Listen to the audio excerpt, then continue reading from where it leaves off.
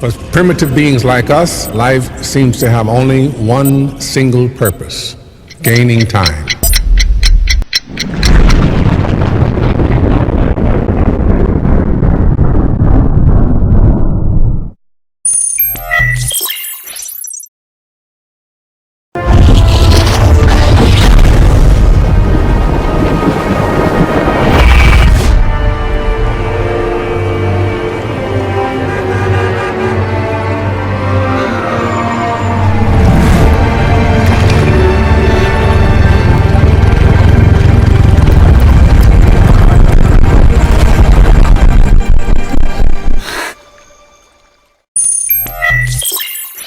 You had just arrived You had at your just arrived in your destination. destination. You had just arrived at your destination.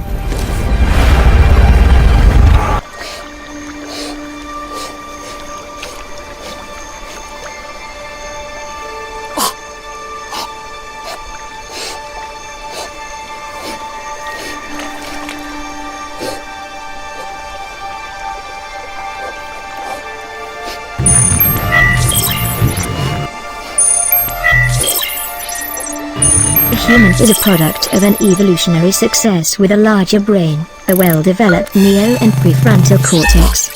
They are the only extant species to do complex work and mechanisms.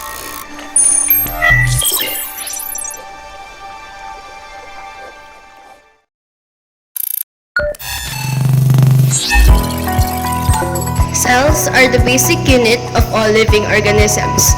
All cells have three things in common no matter what type of cells they are. All cells have a cell membrane which separates the inside of the cell from its environment, cytoplasm, which is a jelly-like fluid, and DNA, which is the cell's genetic material.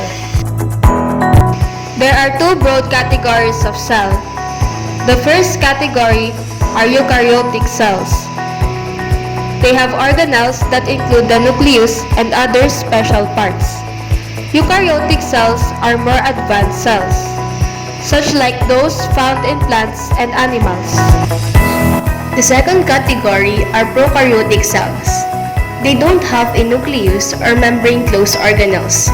They do have genetic material, but they do not enclose in a nucleus. Organelles means little organs. Ito ang mga specialized parts of the cell na may unique jobs to perform. Simulan natin sa nucleus, the control center of the cell. The nucleus contain DNA or the genetic material. Ang DNA ay nagdidictate kung ano ang gagawin ng cell at kung paano ito magagawa. Ang chromatin naman ang tangled spread out form ng DNA na nasa loob ng nuclear membrane. When the cells is ready to divide, ang DNA ay nagko-condense into structures known as chromosomes. The nucleus also contains a nucleolus. Ito ang structure where ribosomes are made. After the ribosomes leave the nucleus, they will have an important job to synthesizing or making proteins. Outside the nucleus, the ribosomes and the rest of the organelles float around the cytoplasm or attached at the endoplasmic reticulum. There are two types of ER. Rough endoplasmic reticulum where ribosomes attached to it, and smooth ER doesn't have ribosomes attached to it.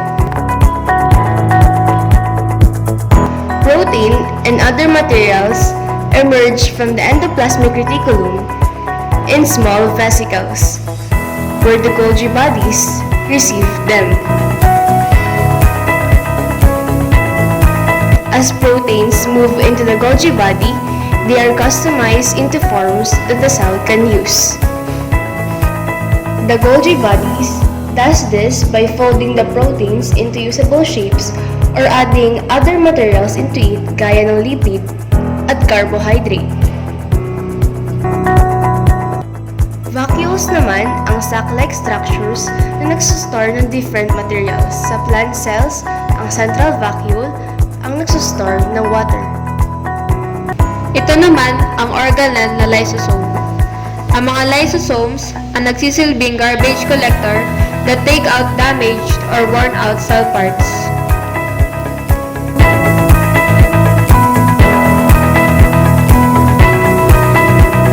The mitochondrion is an organelle that is the powerhouse for both plant and animal cells. During a process called cellular respiration, the mitochondria make ATP molecules that provide the energy for all the cell's activities.